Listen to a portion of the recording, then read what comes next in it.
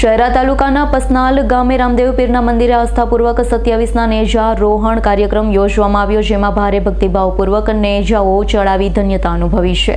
પંચમહાલ જિલ્લાના શહેરા તાલુકા પસનાલ ગામે આવેલા રામદેવ પીર મહારાજના મંદિરે છેલ્લા 27 વર્ષથી રામદેવ પીરના ભક્તો દ્વારા નેહારોહણ કાર્યક્રમનું આયોજન કરવામાં આવે છે. ત્યારે વર્ષોથી ચાલતી પરંપરા મુજબ પસનાલ ગ્રામજનો સહિત અન્ય ગામના વણઝારા સમાજ તેમજ અન્ય સમાજના લોકો દ્વારા નેહારોહણ કાર્યક્રમનું આયોજન કરવામાં આવ્યું.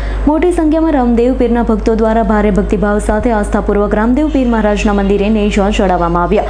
આ પ્રસંગે રામદેવ પીર મંદિરમાં હવન અને આરતી પણ કરવામાં આવી. જો કે કોઈને બાળક ન થતું હોય અથવા અન્ય કોઈ તકલીફ હોય તો તે વ્યક્તિ આ મંદિરે આવીને માનતા માને તો તેમની માનતા પૂર્ણ થતી હોવાની પણ માન્યતા છે.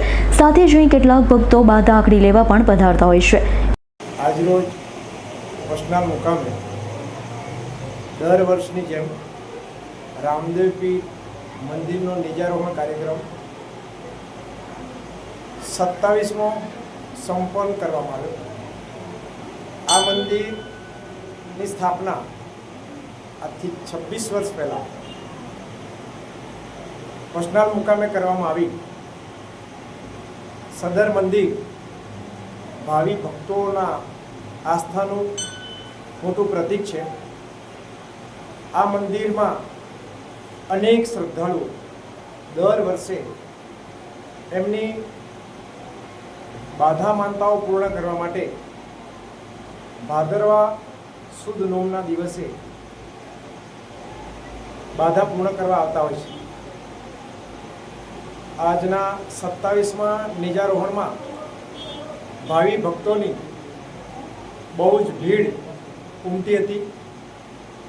એમાં અનેક દુખિયારાઓ એમના દુઃખનું નિવારણ થવાથી નેજાઓ દૂર દૂરથી લઈને આવતા હોય છે. ઘણા બધા આ વર્ષે એક ચમત્કાર અમને જાણવા મળ્યો કે બરોડામાં અમારા વણઝારા સમાજના એક દીકરો ધાબા પરથી નીચે પડતા દવાખાને ડૉક્ટર પાસે લઈ જતા ડૉક્ટરોએ ના પાડી કે આની કોઈ શક્યતા નથી. ત્યારે એ છોકરાના પિતાએ બરોડાથી જ ભગવાન રામદેવ પીરની આંકડી રાખી અને કહ્યું કે મારો દીકરો સાજો થઈ જશે તો હું પગપાળા રામદેવ મંદિરે નેજા લઈને પસનાલ જઈશ. ત્યારે અમને પણ ખરેખર નવાઈ લાગે છે કે સાક્ષાત રણુજાવાળા રામદેવ પીર પસનાલ મુકામે બિરાજ્યા છે. અનેક ભાઈ ભક્તો ખૂબ ઉત્સાહ ઉલ્લાસથી આવતા હોય છે અને શક્ય હોય એટલી અમે એમની પ્રસાદીની સેવા કરીએ છીએ.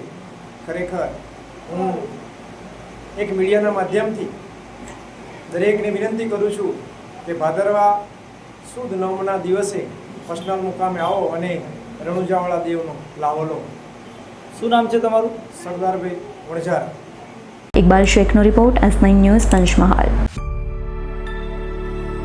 અમારી તમામ માહિતીથી અપડેટ રહેવા માટે જોડાયેલા રહો S9 ન્યૂઝ સાથે.